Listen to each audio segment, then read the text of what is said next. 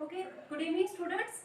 सो आज इस वीडियो में हम रस क्रिया या अवलेह कल्पना जो लास्ट वीडियो में भी हमने डिस्कस किया था उसी को आज हम कंटिन्यू करेंगे। तो लास्ट वीडियो में मैंने आपको बताया था कि जो रस क्रिया और जो अवलेह है ये इसमें मैंने बताया था कि जो रस क्रिया और जो अवलेह हम बनाते हैं तो इसका कैसे बनाते हैं वो मैंने लास्ट टाइम भी आपको बता दिया था। तो जो रस क्रिया और अवलेह जो बनाते हैं तो इसी की ही मैंने बताई थी एक पूर्व अवस्था मैंने आपको बताई थी, एक इसी की मैंने उत्तरावस्था बताई थी। ठीक है, तो मीन्स अर्ली स्टेज, तो ये इसकी अर्ली स्टेज और ये इसकी लेटर स्टेज हो गया था। हाँ, तो जो ये रस क्रिया और जो अवलेह है इसके मैंने बता दिया था कि इसी को क्या है लेह और प्राश भी कहा है, क्योंकि रस क्रिया और जो अवलेह है एक दूसरे के पर्यायवाची शब्द जो आचार्य शारंगधर ने बताया है। और अवलेह मीन्स क्या है लीहत या अनियमित लेह मीन्स कोई भी ऐसी प्रिपरेशंस जिसको चाट कर क्या है उपयोग किया जाता है या खाया जाता है। तो लेह जो शब्द है वो भी इसी उस संदर्भ में यूज हुआ है। और जो प्राश जो शब्द है प्राशन क्रिया जिसके द्वारा की जाती है, तो प्राशन का मतलब भी क्या होता है, वंस अगेन चाटना ही है। तो ये मैंने लास्ट वीक क्लियर कर दिया था, ये सभी क्या है एक दूसरे के ही क्या है नाम है। ठीक है, तो जो रस क्रिया और जो अवलेह है इसकी जो पूर्व अवस्था है जो अर्ली स्टेज है मीन्स जो रस क्रिया कुछ मृदु और पतली जो होती है उसको मैंने बताया था इसको फाणित कहते हैं, फाणित। तो फाणित कैसे निर्मित किया जाता है, इक्षु रस के द्वारा निर्मित किया जाता है और उसके गुणकर्म भी मैंने लास्ट वीडियो में आपको बता दिए थे। सो आज जो ये आपका अवलेह है इसके एग्जाम्पल्स के लिए मैंने आपको बोला था, तो अवलेह के जो एग्जाम्पल्स वो मैंने बताया था लास्ट टाइम भी। तो यहाँ पर हम स्टडी करेंगे वासवलेह, ठीक है, च्यवनप्राश, कुष्मांड अवलेह, कुष्मांड अवलेह और आपका व्याघ्री हरितकी। तो ये सभी आपके अवलेह कल्पना के एग्जाम्पल्स है। जो तीसरी जो मैंने बताया था आपको उत्तरावस्था और द लेटर स्टेज मीन्स जब अवलेह सिद्धि लक्षण या रस क्रिया सिद्धि लक्षण आने के बाद में भी अगर हम उसको और ज्यादा गाढ़ा कर लेते हैं तो उसको क्या है ज्यादा जो गाढ़े होने के बाद में मीन्स और ज्यादा उसको सॉलिडिफाई जब हम कर लेते हैं तो उसी को क्या बोला, उसकी उत्तरावस्था या उसकी जो लेटर स्टेज है जो गाढ़ेपन की उसी को आप उत्तरावस्था, इसी को मैंने बताया था उसको फिर क्या कहते हैं घन मीन्स रस क्रिया की सिद्धि लक्षण आने के बाद में भी जब उसको और अधिक गाढ़ा कर लिया जाता है तो उसे घन कहते हैं, घन कल्पना कहते हैं। तो कितना गाढ़ा करना है उसको इतना गाढ़ा करना है कि उससे स्टिकी पिल मास मीन्स उससे आप अच्छे से क्या है टैबलेट बना सके या उससे टैबलेट बन सके, तो उसको बोलते हैं स्टिकी पिल मास या पिल मेकिंग मास। आपको उसका बना लेना है तो उसको क्या कहते हैं, उस स्टेज को घन कल्पना। तो मैंने बताया था इसको और अधिक गाढ़ा करने के लिए या तो एक ये है कि आप उसको अग्नि पर ही गाढ़ा कर सकते हो, लेकिन अग्नि पर जब ज्यादा गाढ़ा करते हैं तो वो नीचे कढ़ाई में क्या है जलना शुरू हो जाता है, चिपकना शुरू हो जाता है। इसलिए जो दूसरा मेथड है जो गाढ़ा करने का मैंने बताया था आप उसको धूप में सुखा सकते हैं। तो ठीक है, तो किसी प्लेट में या थाली में उसको निकाल कर धूप में सुखा लेना है उसको, और जब उसको आपके थोड़ा और ज्यादा वो सॉलिडिफाई हो जाएगा तब उसकी आपको टैबलेट बना लेनी है और फिर उस टैबलेट को क्या है संपूर्ण रूप से उसको धूप में आपको ड्राई कर लेना है, संपूर्ण ड्राई, और फिर उसको आपको स्टोर कर लेना है। तो ये है आपकी घन और घन कल्पना भी इसको कह सकते हैं। तो ये लास्ट वीडियो में भी क्लियर हो गया, तो मैं अभी भी बता रही हूँ कि जो आपके जो फाणित है, रस क्रिया, अवलेह है, आपका घन है, ये सब क्या है एक दूसरे से मिलते जुलते ही है और ये भी कह सकते हैं सभी आपकी रस क्रिया के ही क्या है ये सूक्ष्म भेद है। ठीक है, तो इसके जो घन जो है आपका घन या घन कल्पना है इसके एग्जाम्पल के रूप में हम पढ़ेंगे रसांजन, रसांजन और इसी को क्या बोला है दारवी रसक्रिया। क्लियर, दूसरा जो एग्जाम्पल है इसका दैट इज गुडुची घन, गुडुची घन या इसी को क्या बोला है गुडुची रसक्रिया या समसमनिवटी, ये तीनों एक ही नाम है समसमनिवटी। क्लियर, जो तीसरा एग्जाम्पल है दैट इज कुटज घन, कुटज घन या कुटज रसक्रिया। ठीक है, तो ये आपके घन कल्पना के रूप में आपके एग्जाम्पल्स हैं। तो आज इस वीडियो में हम स्टडी करेंगे जो अवलेह कल्पना के एग्जाम्पल्स है मेनली, और जो घन कल्पना के जो एग्जाम्पल्स है। ठीक है, तो इनमें जो फर्स्ट है आपका जो अवलेह का जो एग्जाम्पल है दैट इज वासावलेह। ठीक है,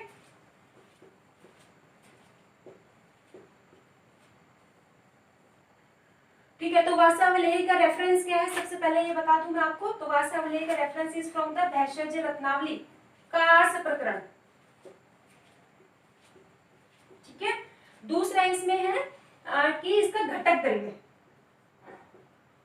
घटक द्रव्य जिसको क्या कहते हैं, मटेरियल्स, मीन्स आप जो भी कल्पना करते हैं, जो भी कल्पना बनाते हो उसके अंदर जो एक्टिव इंग्रेडिएंट्स जो डाले जाते हैं दैट इज योर घटक द्रव्य, मटेरियल और इंग्रेडिएंट।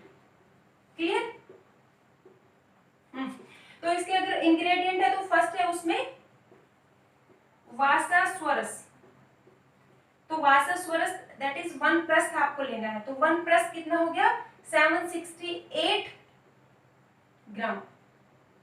ठीक है, जो दूसरा आपको लेना है दैट इज शर्करा।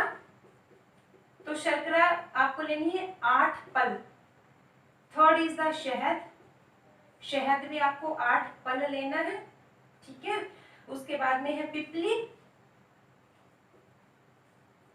पिपली 2 पल, और उसके बाद में है गोघृत। तो गोघृत भी 2 पल। ठीक है,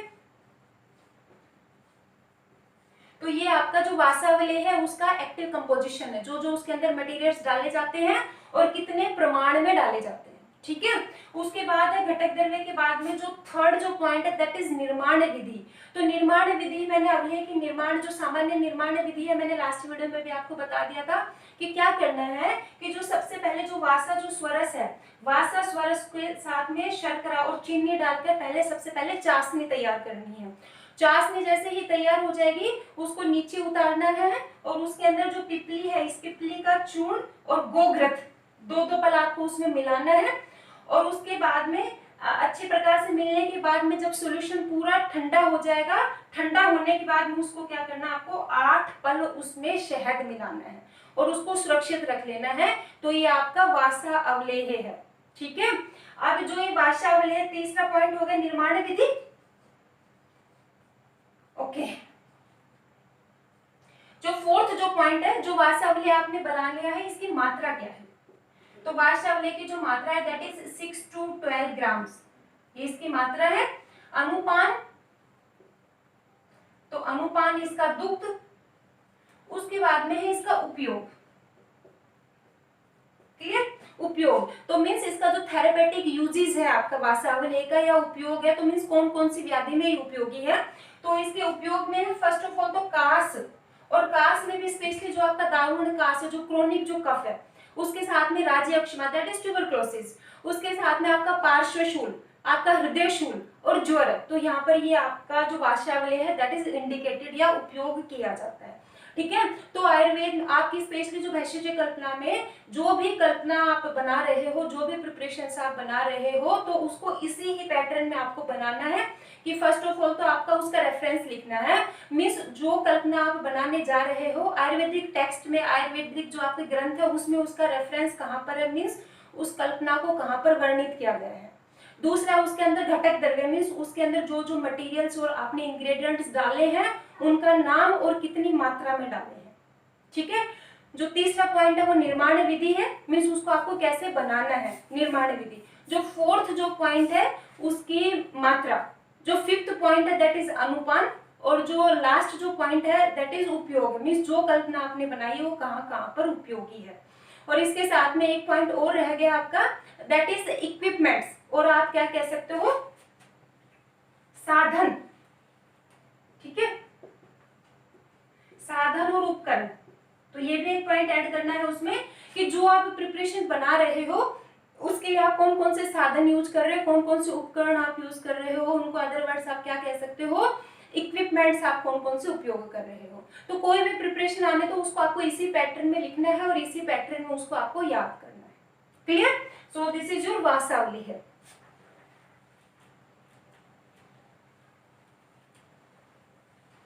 ओके, वासावलेह अवलेह के बाद में जो नेक्स्ट है आपका जो सेकंड एग्जांपल है दैट इज च्यवनप्राश।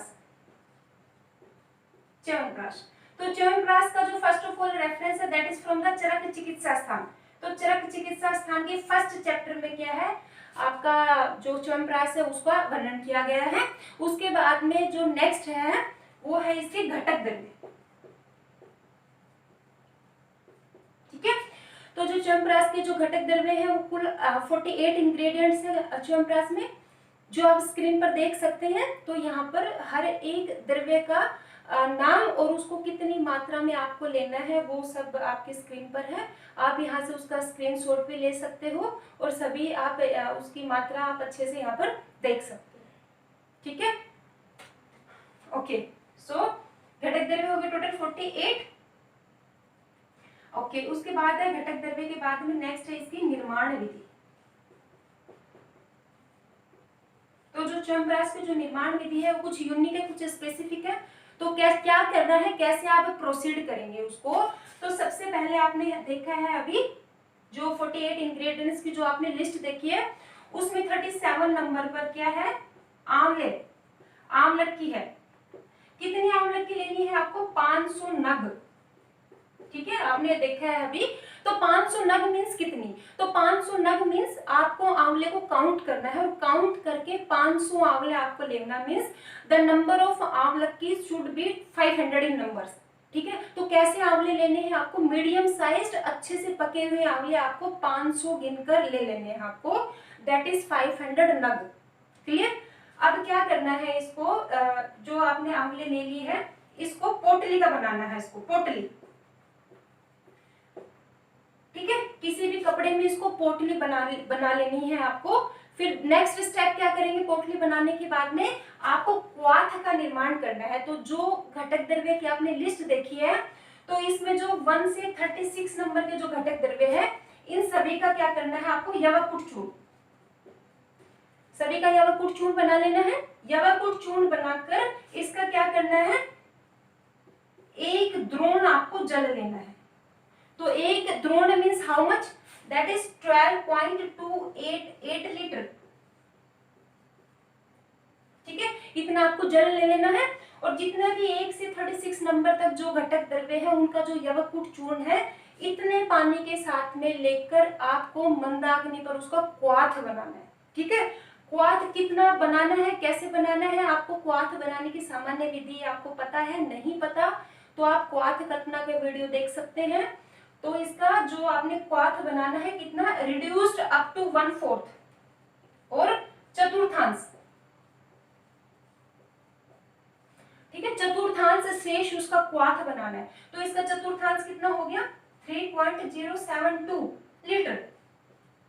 और आप इसको क्या कह सकते हो, एक आढ़क, एक आढ़क भी आप इसको कह सकते हैं। तो इतना आपको क्वाथ का निर्माण करना है। और जो ये पोटली जो आपने बनाई थी आंवले की, जो पोटली 500 आंवले की, जब इस क्वाथ का निर्माण करते हो तो उस पोटली को इस क्वाथ में ही डाल देना है, ताकि जब तक आपका क्वाथ का निर्माण होगा जब तक जो आपके आंवले हैं वो उस स्वेदन हो जाएगा उसमें, जो उसके पानी के साथ में वो पक जाएंगे। क्लियर। तो जैसे ही क्वाथ आपका बन गया है और उधर से आपके आंवले भी क्या हो गए, बॉयल हो गए हैं, फिर क्या करना है,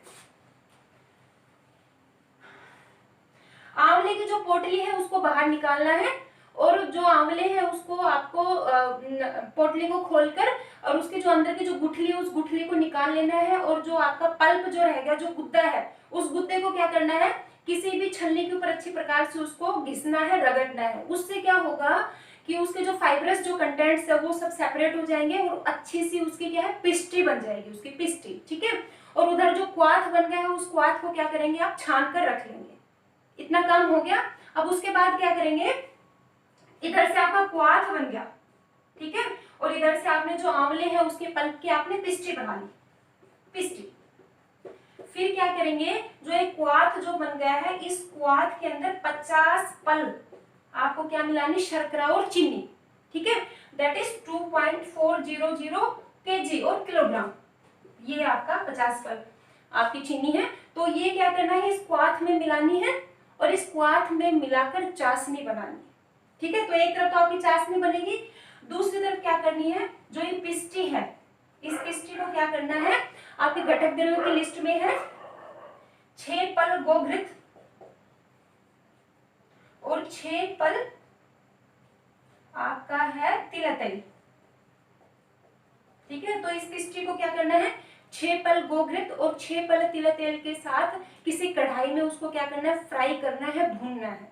कब तक भूनना है, जब तक जो आपकी पिस्टी वो कैसी हो जाएगी, ब्राउनिश कलर की हो जाएगी। ठीक है, और दूसरा उसका सिद्धि लक्षण क्या है कि जब आपने जो उसमें घी और जो तेल आपने डाला है तो वो क्या है, एक ऐसी स्टेज आती है जब अच्छी प्रकार से पिस्टी तैयार हो जाती है तो जो घी और जो तेल है वो पिस्टी से सेपरेट होना शुरू हो जाता है। जैसे कभी घर में हलवा बनाया होगा तो माइट भी आपको आइडिया होगा कि जैसे ही हलवा अच्छे से बन जाता है तो जो हलवे में जो हम घी डालते हैं वो घी क्या है, हलवे से सेपरेट होना शुरू हो जाता है। तो अगर ऐसा हो रहा है तो समझिए आपकी जो पिस्टी है वो क्या हो गई है, तैयार हो गई है या अच्छे से भुन चुकी है। ठीक है, और इधर से जो क्वाथ में आपने चीनी डाली थी उसकी चाशनी तैयार हो गई है। क्लियर। फिर क्या करना है, जो चाशनी जो आपकी तैयार हो गई है, ठीक है, इस चाशनी को पिस्टी के साथ में मिला देना है।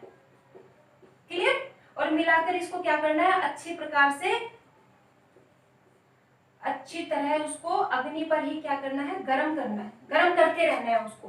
कब तक करना है, जब तक वो कैसा हो जाए, गाढ़ा हो जाए। ठीक है, या गाढ़ा होना शुरू हो जाए, गाढ़ा हो जाए, या उसका क्या है, सोलिडिफिकेशन उसका शुरू हो जाए। ठीक है, या सोलिडिफाई होने तक उसको आपको अच्छे से पकाना है। उसके बाद फिर क्या करना है, उसको अग्नि से नीचे उतार लेना है।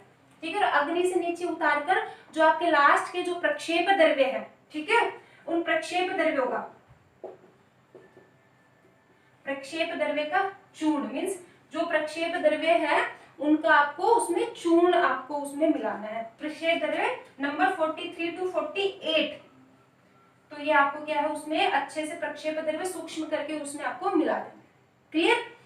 ओके, तो और बाद में क्या करना है, जब अच्छी प्रकार से ठंडा हो जाएगा तो लास्ट में आपको उसमें मधु मिलाना, जो 42 नंबर पर है मधु। तो अच्छी प्रकार से मधु मिलाकर और उसको आपको सुरक्षित रख लेना है। तो दिस इज योर च्यवनप्राश। ठीक है, तो च्यवनप्राश का क्या हो गया, रेफरेंस हो गया, च्यवनप्राश का घटक द्रव्य हो गया, और च्यवनप्राश के घटक द्रव्य के साथ में इसके उपकरण और साधन है कि जैसे आप च्यवनप्राश बनाते हो तो आपको क्या किस किस चीज की आवश्यकता लगती है। तो मैं बता देती हूँ, च्यवनप्राश बनाने के लिए आपको एक तो पात्र चाहिए जो बड़ा पतीला है क्वाथ का निर्माण करने के लिए, और आपको दूसरी तरफ एक और पात्र चाहिए। जब आप क्वाथ को बनाने के बाद जब आप उसमें चीनी डालकर चाशनी बनाते हो तो आपको पात्र का चाहिए, आपको कढ़ाई चाहिए पिस्टी को भूनने के लिए, आपको क्वाथ को छानने के लिए आपको वस्त्र चाहिए, और उसके साथ में आपको अग्नि का प्रबंध चाहिए, क्योंकि आप क्वाथ बना रहे हो जो भी, तो उसके लिए आपको अग्नि प्रबंध चाहिए। मीन्स आप जो भी गैस यूज कर रहे हो या आप जो भी चूल्हा यूज कर रहे हो वो सब। ठीक है, उसके बाद है निर्माण विधि के बाद में जो च्यवनप्राश है इसकी मात्रा, तो च्यवनप्राश की जो मात्रा है दैट इज 12 to 24 ग्राम, ये इसकी मात्रा है। उसके बाद में है इसका उपयोग, उपयोग या इसका जो थेरेपेटिक यूज है, तो आपका जो च्यवनप्राश है that is useful in the kasa, shwasa, ठीक है, स्वर भेद। स्वर भेद क्या होता है, योर होर्सनेस ऑफ वॉइस। ठीक है, उसके बाद में क्षतक्षीण, क्षतक्षीण मीन्स चेस्ट इंजुरीज आपकी कोई है तो उसके साथ में ये क्या करता है, स्मृति बुद्धि, स्मृति बुद्धि मेधा वर्धक है। मेधा है बल वर्ण वर्धक। ठीक है, इन सभी का क्या करता है, वर्धन करता है, एक अच्छा रसायन का काम करता है, साथ में अग्नि का प्रदीपन करता है, वात का अनुलोमन करता है, और इंद्रिय दाढ़ मीन्स जो आपकी इंद्रिय है उनको स्ट्रॉन्गनेस प्रदान करता है। तो ये आपका है च्यवनप्राश। ठीक है, ओके। उसके बाद में च्यवनप्राश के बाद में हम घन कल्पना पे आते हैं। तो घन कल्पना के एग्जाम्पल के तौर पर मैंने बताया फर्स्ट इज द रसांजन, जिसे दार्वी रस क्रिया भी कहते हैं, और नीचे आपका गुड़ुची घन है, गुड़ुची रस क्रिया और समसमनिवटी। तो यहाँ पर मैं आपको एक और दो एग्जाम्पल बता देती हूँ। तो सभी जो आपका घन कल्पना है वो उसी प्रकार से बनता है आपका। ठीक है, तो उसमें जो फर्स्ट है दैट इज रसांजन। तो रसांजन का जो रेफरेंस है दैट इज फ्रॉम द भाव प्रकाश। तो क्या करना है रसांजन के निर्माण के लिए आपको, कि सबसे पहले आपको 1:16 के रेशियो लेना है। तो 1 पार्ट आपको क्या लेना है, यहाँ पे दारू हरिद्रा, पार्ट दारू हरिद्रा और उसके साथ में 16 पार्ट आपको जल लेना है। इसका क्या करना है, क्वाथ, ठीक है, क्वाथ का निर्माण करना है।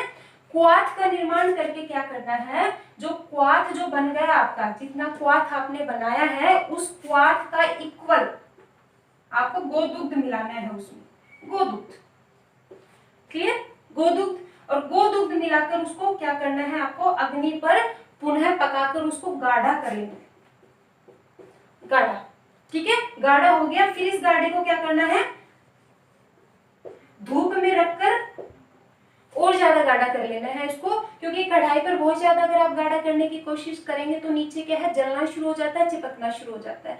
इसलिए अग्नि पर गाढ़ा होने के बाद में उसको और ज्यादा सोलिडिफाई करने के लिए उसको धूप में किसी प्लेट में या थाली में डालकर आप सुखा ले, और सुखाने के बाद में क्या है, उसकी आप टैबलेट्स बना के और टैबलेट को अच्छे प्रकार से स्टोर करके आप उसको रख सकते हैं। वो आपकी क्या है, रसांजन, ठीक है, और रसांजन उसको वटी, रसांजन वटी आपकी जो, ठीक है।